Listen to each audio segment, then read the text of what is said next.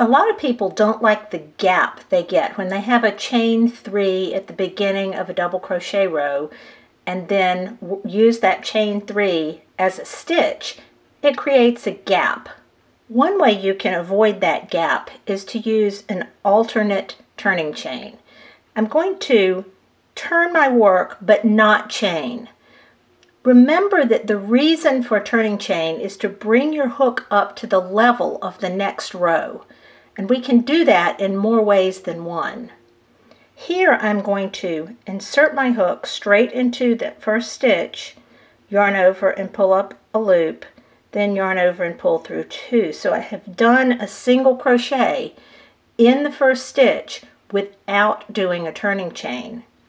Now I'm going to insert my hook into the leftmost strand of that stitch that I just made, yarn over and pull up a loop, and yarn over and pull through 2. So I've done a single crochet into the leftmost loop of that single crochet. I'm going to count that as my turning chain or my alternate double crochet, and then just go ahead and do some more double crochets. If I stop and look, I can see that that is more solid looking than this chain 3 that I had, and it doesn't leave a gap.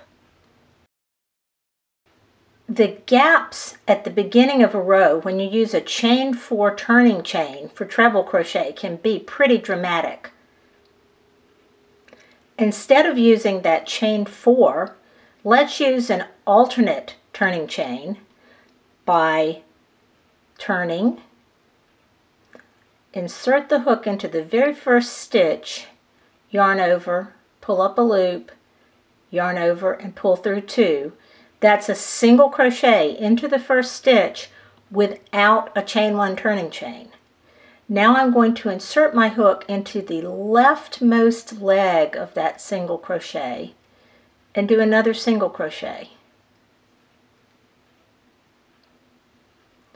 Then I'm going to do one more into the leftmost leg of the single crochet I just made,